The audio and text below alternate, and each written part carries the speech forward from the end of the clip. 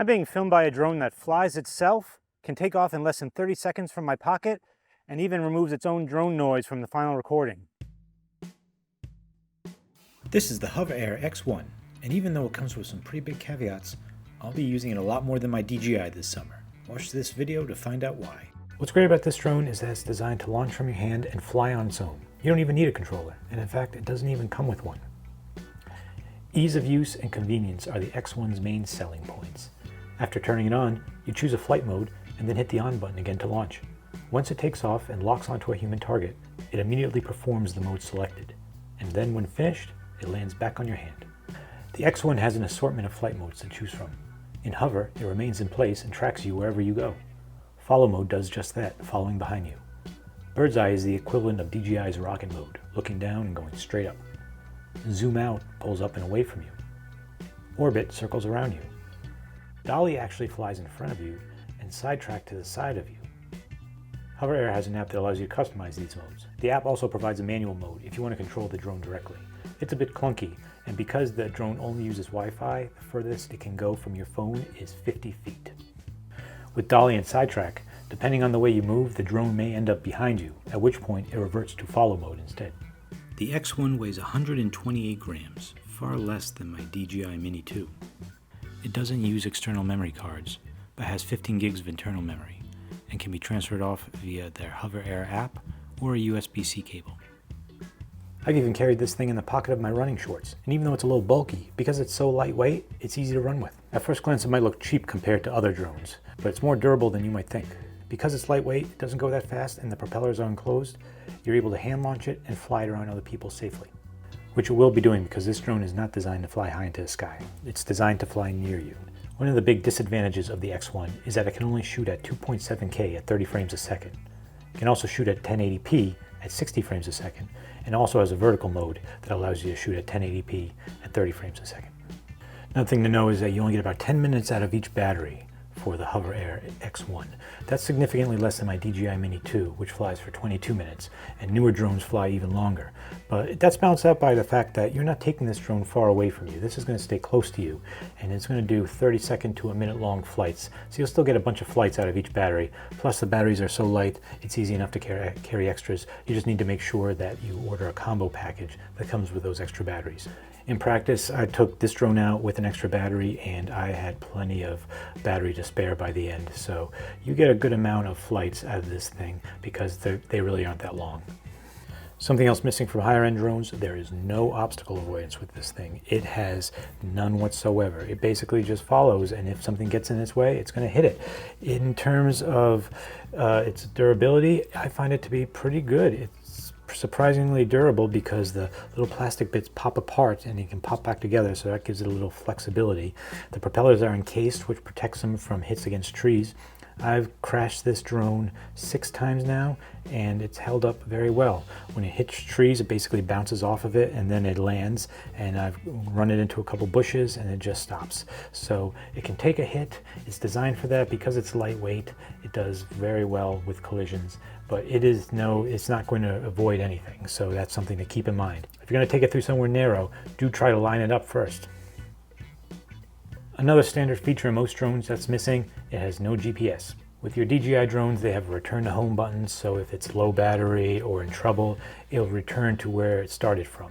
Not so with this drone. If it gets into trouble, it just lands. It does not care what's underneath it, so that's something to be aware of. Because it has no active tracking and limited sensors underneath it, there are several additional stipulations to be aware of. HoverAir does not recommend taking this drone out over water because the sensor gets confused and it will try to land. It is not water resistant. It also doesn't do well with massive height disparities, so be careful around cliffs. If you fly out over a cliff, it may just descend and then you'll have a sketchy retrieval on your hands. It also doesn't do well in low light or snowy situations. Lack of light or abundance of it can really wreak havoc with its sensors, and again, it'll just land if it's confused. As far as wind goes, it's rated for 17 miles an hour max. In the woods, I've had no issues with it. I've taken it out in the field where it performed well, but occasionally got a little squirrely, and then I took it to my local beach, which really tested it and kind of pushed it to its limits. There's definitely some wind here at the beach today, and I can see the X1 struggling against it. It handles it pretty well depending on which direction it's moving against or with the wind. Right now I'm moving with it, so it's all right. But when it pushes against it, it struggled a bit. So we've kind of reached max capacity here at the beach. So with all these limitations, why am I even recommending this thing? 2 reasons: ease of use and portability. And for a comparison, I'm going to use my other drone, the DJI Mini 2. For the last 3 years, I've been using the DJI Mini 2 and have been very happy with it, getting some great shots of fantastic scenery.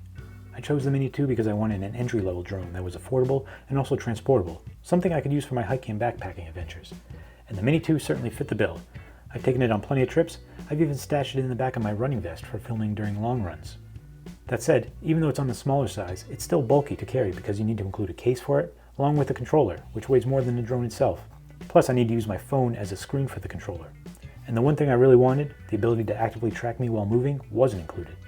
Every time I stop and fly this thing, we're talking about 10 to 15 minutes. I live in New England and spend a lot of time in the woods. I'd be very hesitant to let my pricey drone follow me amongst the trees, since one wrong move could send it shattering to the ground. With these exposed propellers and moving parts, they are not designed to take a hit at all. And this is where the X1 shines. I primarily film my videos alone, and they're drone shots I've always wanted to get, but never could. Now I can. Not only that, I can do it in moments. Watch this real-time demonstration to see how fast it is to launch this thing.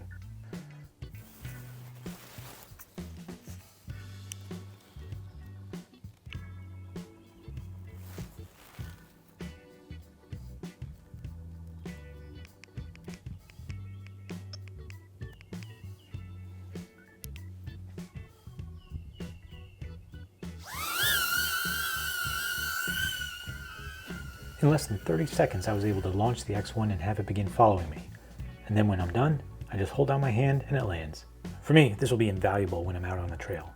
I can get some really cool shots very quickly without having to go through the whole setup breakdown process. As far as noise goes, the X1 has your standard high-pitch whir. I don't think it's as bad as my Mini 2. Your mileage may vary. I tend not to fly my drone around other people, so it's not a major concern for me. But keep in mind that since you're going to be hovering it near people, there is some noise involved. But a really cool feature is that you can use the HoverAir app to record audio while you're flying the drone. Then it will sync up the audio to the video, but remove the drone noise from it. So I'm in my driveway, it's spring, the azaleas are peaking, bees are loving it. And I'm speaking through this microphone here that's connected to my phone.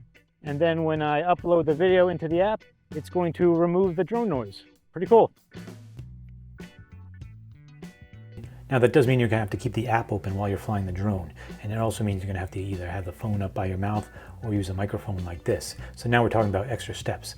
But it does allow for some really cool shots while the drone's tracking you and you're speaking. I'm looking forward to seeing what HoverAir does with future iterations of this thing. At a minimum, I would like to see 4K on it. I'd also like the ability to swap the mode buttons. There are a couple that I don't use much. Currently, Dolly and Sidetrack, both of which I use a lot, are considered custom modes, so you have to choose one of them to associate with the custom button. You can change it with your phone, but it does take a little bit of time. It would be great if I could have both of those as separate buttons on here, or kind of change some of the ones I don't use much. Another minor gripe is that you do need to use your phone to change the settings for each mode, which means that if you leave your phone behind, you're going to be stuck with whatever settings are on the mode for now. Going back to the Dolly and the Sidetrack, if I don't bring my phone with me, I'm only going to be able to choose one of those for the whole run. I would love future versions that have a touchscreen or some way to change the settings on the mode, but now of course we're getting heavier and pricier. This drone currently sells for $350 to $500 depending on the site. I know that the manufacturer often runs discounts on their website for this. That's fairly pricey for what you get when you consider that the DJI Mini 3 is about the same price and you get a lot more features. So with all that said, I think that this is a fairly niche product. Who does this appeal to? Well, I think it's great for families since it's safe to fly around others and very easy to use. Not that other drones are super complicated, but with exposed propellers and more advanced features, they do require a little more training. This is so easy to take up, and it's very safe around other people. And I think it's great for people like me who make hiking and trail running videos. I can take this thing with me all the time because it's so lightweight, and I can have it up in the air in seconds, something I can't say about my DJI. So the HoverAir X1 is definitely not for everyone. It is certainly not the most economic option, and I think a lot of users would be better off getting a DJI or some other drone with a lot more robust features for the money. But if you were looking for a drone that is easy as heck to get up in the air, you might want to consider the HoverAir X1. I plan on using this thing a lot. It's basically like having my own personal flying cameraman. Thanks so much for watching. I do appreciate it. If you have questions, please post them below in the comments. Give this video a like if you enjoyed it. And do please subscribe so you can see me put this thing through the paces in future videos. Thanks again. We'll see you next time.